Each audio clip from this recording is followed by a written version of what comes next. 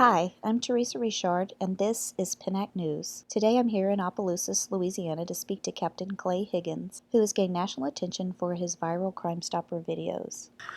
Meanwhile, your next meal will be served through a small hole in a cell door. I have a question. Can that guy run for president? That is for real. That's Lieutenant Clay Higgins. Captain Higgins came from the Patrol Division to take the job as Public Information Officer after a very public incident with his predecessor, Megan Vizina. As disappointing as this incident was for the community and the department, it is what led to the success of Higgins, his Crime Stopper videos, and the positive relationship the department shares with the St. Landry Parish community today. And when I began doing this job, I was advised this is the way it's done. Our sheriff's office needs your help in gathering information. Four-wheeler was last seen parked inside this storage building. If you have any information about this crime, call us. It can earn you up to $1,000 in cash. And I did it like that for a little while, ma'am. And it didn't sit well with me. You know, I wasn't speaking about the victim in the way I wanted to, and I wasn't addressing the suspect the way I needed to. I wasn't being me. So I decided to throw the script away. And actually, I figured I'd probably get fired. Man, if you're watching this, listen to me. I'm talking to you now. You may as well turn yourself in. You know the company you keep, so you also know our phones are already ringing. I just wasn't going to follow that script anymore. If you're one of the scoundrels who robbed from this neighborhood store, listen to me. I'm talking to you now. And so I didn't tell anybody. I didn't warn anybody. Well, we won't stop looking for you. And if you return to this man's home to steal again, have your affairs in order. Sometimes it's better to ask forgiveness and permission. You're just a petty thief. I just spoke my mind, and I wasn't sure what would happen, but I knew one thing. I spoke the truth, and I spoke my mind, and I was quite surprised, quite frankly, when it became popular, and I was very sure it would blow over quickly, and I've been wrong. I asked Higgins to sit down with me to talk about himself, his videos, and the negative climate police face today. In person, Higgins is a soft-spoken, extremely polite country boy. He welcomed my cameraman and I into his tiny little office to talk. There were no questions off limits. What made you decide to become a police officer or to go into law enforcement? I had been, I don't know, I was one of those little fellas that grew up playing Army, and I was always, you know, the cowboy and the classic Old West little kid in my mind, and I ended up becoming a military police officer for the Army for a number of years, and I didn't stay.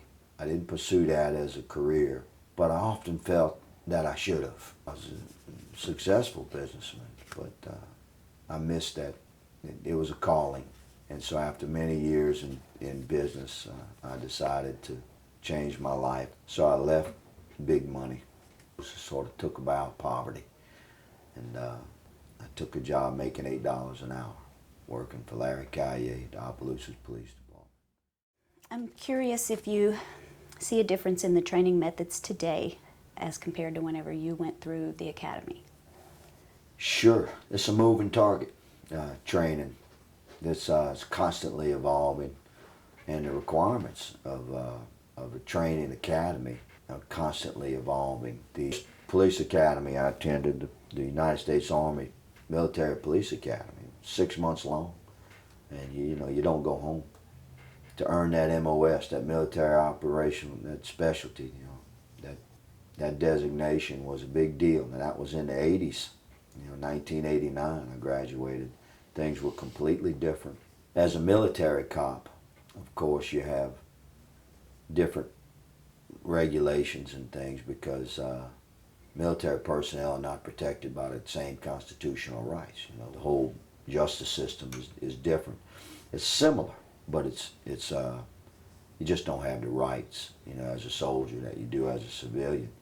So when I became a civilian police officer, I had to go through the academy again. It's one thing to know the law, and it's another thing to go through a law enforcement academy and to deal with the challenges that a modern police officer has to face. It's completely different. You know, there was a time when not too far gone, and perhaps we can return there. That's my prayer. But not too long ago, you know, police officer could interact with the citizens we're sworn to serve and protect, and pretty much never expect to get shot.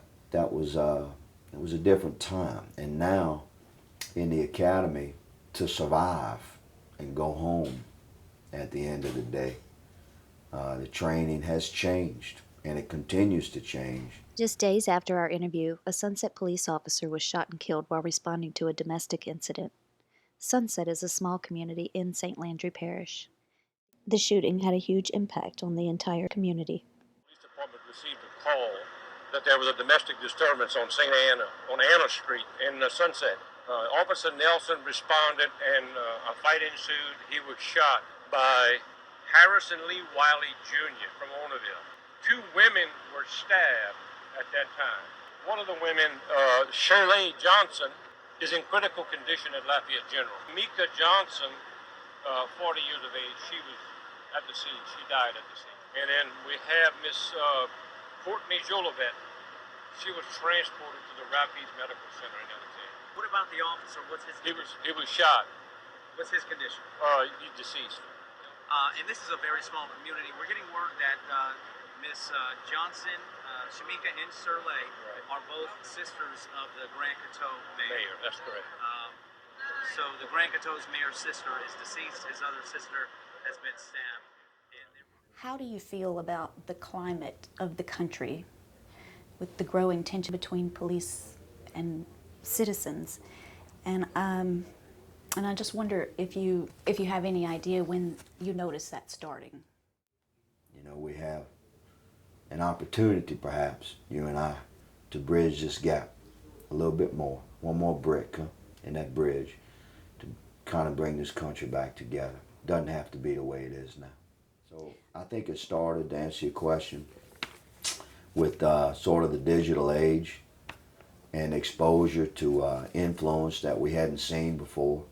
Influence sometimes that's insidious and designed to injure the relationship between police officers and the citizens we're sworn to serve and protect. I think that's worked both ways. You know, police officers are subject to influence as well. The difference is we should be held to a higher standard of patience. When you put on this badge, you know, this job begins with an oath, and we should be sworn to serve and protect not just the citizenry, but the constitutional principles that our badge represents. If you're going to be a cop, I think it's crucial that you learn to be, before you put that badge on, I think you should really look deep and say, am I a patient man? Am I a compassionate man?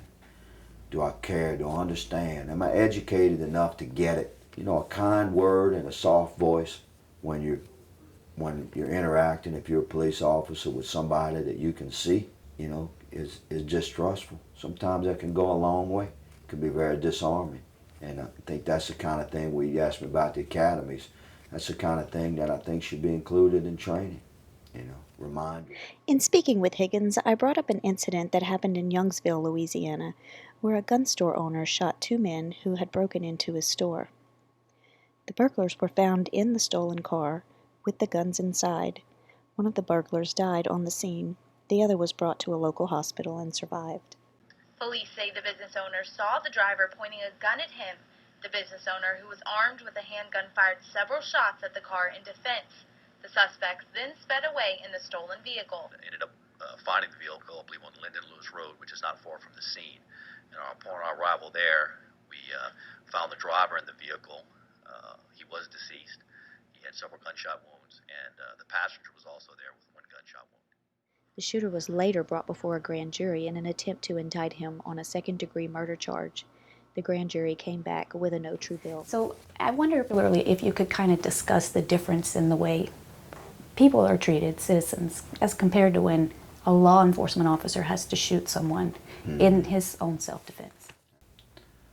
The responsibility of the investigator is to determine the truth to the best of his ability. If you're dealing with a situation where the elements that can provide that truth are scattered far and wide, or if they're uncooperative, or if you have to wait for lab results, these things can take a long time. I mean, there's just so many elements that we seek to provide the truth of what happened, and sometimes an investigation can move very quickly to a conclusion. A police officer is also subject to an internal affairs investigation, and we have sort of a whole nother level. We could be in violation of policies and procedures, whereas if a civilian is being investigated for a shooting, you're strictly dealing with statutory violations. This is why any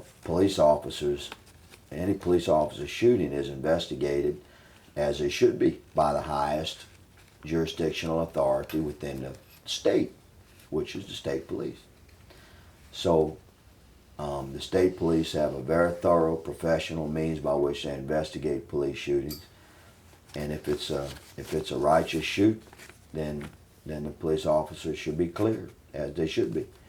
If it's not, then the police officer is subject to prosecution.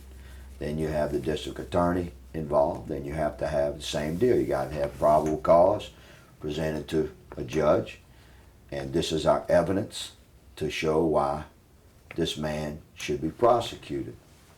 A civilian's shooting is investigated by the jurisdictional authority that's working a case. So it's not always going to be the state police. It could be the sheriff's office or local municipality, city police.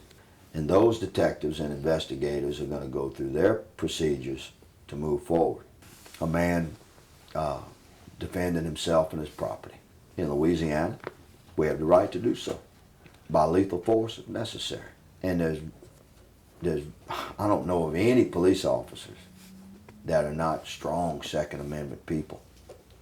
And to say that the man was quote unquote treated as a criminal, I think that has to be taken into the context of the totality of circumstance. Probably every police officer that interacted with that man told him that they understood what he did and they'd have done the same thing, and they support him. My visit with Captain Higgins just flew by, but he made a little extra time to show us around the new Sheriff's Department complex. The complex, opened earlier this year, was an old abandoned school campus, which was remodeled and outfitted with state-of-the-art crime-fighting equipment. Higgins is proud of the complex and proud of Sheriff Bobby Guidros for financing the project without an additional tax burden on the St. Landry Parish community, one of the poorest in the state. Higgins says his door is open for me and Pinnack News anytime, and I can't wait for our next visit. Reporting from Opelousas, Louisiana, I'm Teresa Richard, Pinnack News.